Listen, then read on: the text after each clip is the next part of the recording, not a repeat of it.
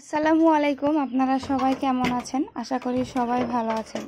তো আজকে চলে আসলাম খুবই দুঃখজনক একটা ভিডিও নিয়ে, যা বলার বাহিরে।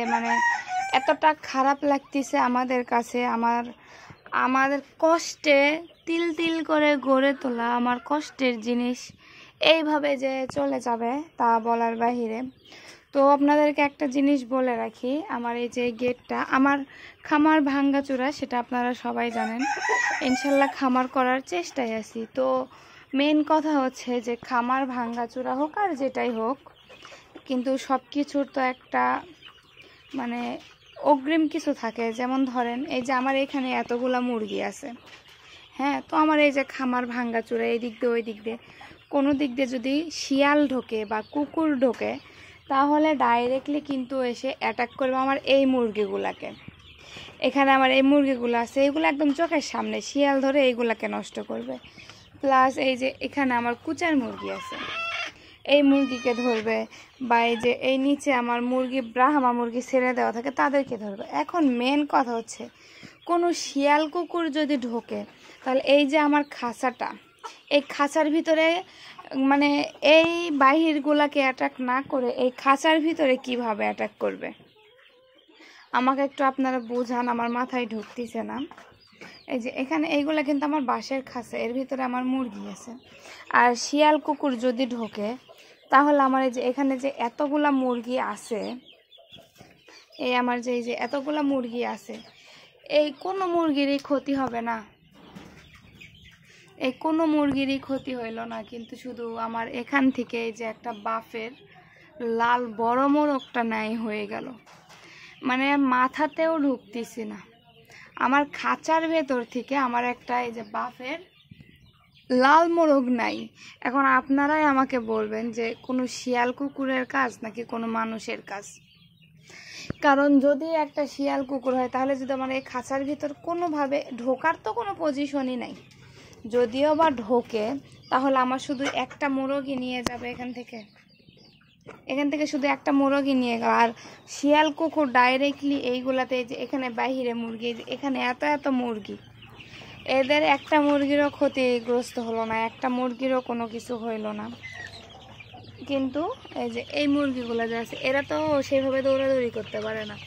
তো এদেরকে যদি এখানে একদম বাঁধে রাখা, এদেরকে ক্ষতিগ্রস্ত না করে ডাইরেক্টলি আমার খাঁচার ভিতর থেকে একটা মোরগ নিয়ে চলে গেল। তো আসলে আপনাদেরকে কি বলবো, মানুষের শত্রুতামের শেষ নাই। আপনাদের কাছে আমার একটাই রিকোয়েস্ট, আপনাদের শখের খামারে কাউকে প্রবেশ করতে দিবেন না, বা আপনার খামারে কি কি আছে এই কথাটা যেন মানুষ জানতে না পারে, এদিকে খেয়াল রাখবেন। এর আগেও আমার পুলিশ ক্যাপ মুরগি হারাই গেছিল, কিন্তু আমার সন্দেহ ওটা হারাই গেছে, ছোট মুরগি হয়তো বা কোথাও উড়ে গেছে। কিন্তু কালকে আমার সঙ্গে যে ঘটনাটা ঘটলো, এটার জন্য আসলেও আমি প্রস্তুত ছিলাম না, যে এই খাঁচার ভিতর থেকে শুধু একটা মোরগই আমার নাই হয়ে গেল। অন্য কোনো কিচ্ছুর ক্ষতি হইল না, অন্য কোনো মুরগির কিচ্ছু হলো না। আমি প্রচুর টেনশনে ছিলাম, যার কারণে আমি আর কি ওইভাবে সকাল থেকে আমি শুধু খামারে আসি আর চলে যাই, কিন্তু খেয়াল দিতে পারি নাই। কিন্তু একটা সময় আমার খেয়ালে আসে যে আমার তো আরও একটা মোরগ, সেই মোরগটা নাই। তো আসলে কি করার, আমার ভাগ্যের ছিল না বিধায় এমনটা হয়েছে। এখন আর কিছু এখানে বলার নাই। তো আপনারা সবাই সতর্ক থাকবেন, আপনাদের পোষা প্রাণীর উপরে অনেকের কুনজর পড়বে। তো আপনারা সেই কুনজর থেকে বেঁচে আপনার পোষা প্রাণীকে দূরে রাখার চেষ্টা করবেন। আসলে মানুষের শত্রুতামি, মানুষ যে কিভাবে শত্রুতামি করে, আল্লাহ মানুষের ক্ষতি করে কি পায়। তবে আমি এই সব নিয়ে কোনো কিছু ভাবি না, কারণ আমার আজকে গেছে, আবার আসবে, আল্লাহ আমাকে দিবে। কিন্তু যারা এইভাবে অন্যের ক্ষতি করে, তাদেরও বিচার আল্লাহ করবে। তো আপনাদের কাছে একটাই রিকোয়েস্ট, আপনাদের পোষা প্রাণীকে আপনারা দেখে শুনে রাখবেন, মানুষের কুনজর থেকে বা মানুষের শত্রুতার চোখ থেকে দূরে রাখবেন, তাহলেই দেখবেন ভালো থাকবেন। তো এখন যেটা নিজের চোখে দেখি নাই সেটা কাউকে দোষও দিতে পারতেছি না। অনেক খোঁজাখুঁজি করছি, পাই নাই।